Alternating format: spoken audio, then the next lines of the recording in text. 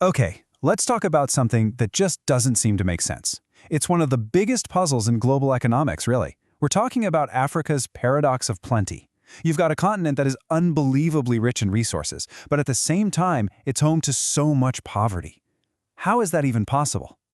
Yeah, I mean, it completely defies logic, right? You have all this incredible natural wealth on one hand, and then this really tough economic reality on the other. So in this explainer, we're going to dig in and break down exactly why this happens.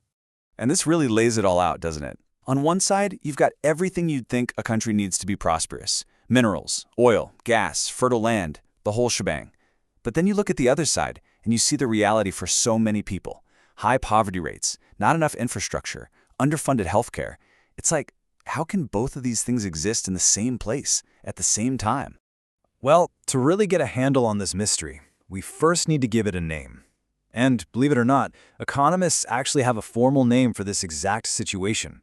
It's called the resource curse. And the theory is pretty wild. It suggests that having tons of natural wealth doesn't just not help a country, it can actually hurt it. We're talking less economic growth, weaker democracy, just worse outcomes all around.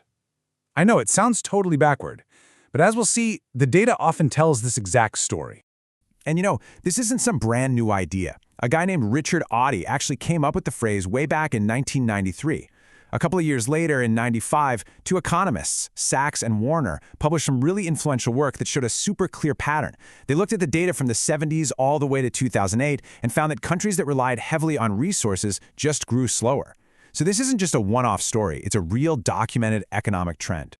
Okay, so this is where you can see the curse in action, clear as day. Take a look at Nigeria and Congo. Their savings rates are negative. That means they're actually going backward, getting poorer over time. But then, look at Botswana. They're also loaded with resources, diamonds in their case, but their savings rate is a massive positive 33%. They're getting richer. This is so important because it proves the curse isn't some unavoidable fate. So what's the difference? What did Botswana do right? All right, let's get into the nitty-gritty of how this actually works. A huge piece of the puzzle comes down to some really strange economic side effects that all this sudden wealth can create. And one of the main culprits has a pretty memorable name. It's called Dutch disease. And nope, it has nothing to do with getting sick. It's all about what happens to the economy. So here's the play-by-play. Step 1, a country strikes it big with something like oil. Step 2, foreign money just floods into the country to buy that oil. Now all that demand makes their local currency super strong. Which sounds great, right? Wrong. Here's the catch. That strong currency makes everything else the country produces, we're talking coffee, manufactured goods, you name it, way too expensive for other countries to buy. So what happens? Those other industries start to wither away, and pretty soon the whole economy is dangerously hooked on that one single resource. But listen, the economics is really only half the story here. The curse doesn't just happen on its own. It gets switched on, really activated by the human element. We're talking about power, politics, and of course, the temptation of all that easy money. Think about it. When a tidal wave of cash from resources hits a country that doesn't have strong laws or institutions, things can go south, and fast. Instead of creating new businesses, the powerful people in charge focus on something called rent-seeking. Basically, it means they use their position to grab a slice of the resource profits for themselves without actually producing anything of value. The analogy is perfect. It's like everyone's fighting over how to slice the cake instead of working together to bake a bigger one. And here's the really crucial part. If a government is getting all its money from oil, it doesn't need to tax its citizens. And if they don't need your tax money, well, they have a lot less reason to be accountable to you, which can pave the way for more authoritarian government. Let's look at Nigeria as a case study. Since 1970, the country has brought in over $340 billion from oil. Just let that number sink in. It's a truly staggering, almost unimaginable amount of money. And yet, here's the reality on the ground. After all that wealth poured in, by the mid-2000s, 70% of the population was living on less than $1 a day.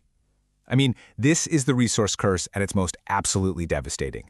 That money didn't go into building the nation. It was captured by a handful of powerful people, and the vast majority were left behind. And believe it or not, it can get even worse. When you have a single super valuable asset that's stuck in one location, like an oil field or a diamond mine, it becomes a massive target. Economists call these point source resources. And because they're relatively easy to seize and control, they often become a way for rebel groups to fund themselves, sparking and fueling brutal civil wars as different factions fight to control that fire hose of cash. Okay, so after all that, you might be thinking this all sounds pretty hopeless, but it's absolutely not. The curse can be broken. So let's talk about the escape plan. Let's circle back to that comparison from earlier, Nigeria and Botswana.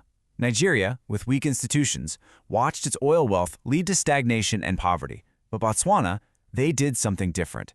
They built on a history of stable institutions and made very smart, very deliberate choices to build strong, transparent systems to manage their diamond money. And the result? One of the highest economic growth rates in the entire world since 1965. This is the proof. It's not the resources that are the problem. So what's the antidote? What's the secret sauce?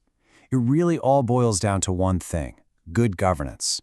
That means total transparency, making all payments and contracts public for everyone to see. It means building strong, independent institutions that are shielded from corruption. It means having a rock-solid rule of law. And maybe the most important piece of all, you need leaders who are genuinely in it for the public good, not just to enrich themselves. And really, if you take one thing away from this, let it be this. The curse isn't actually in the ground. It's not in the oil. It's not in the diamonds. The curse is in the human systems that are, or aren't, put in place to manage that wealth. It's not geology that decides a country's fate. It's governance. So that leaves us with a final thought to chew on. Natural resources can certainly make a nation rich, at least on paper. But what is it that makes a nation truly resilient? What makes it strong, stable, and prosperous for all of its people? Now that's a much deeper question.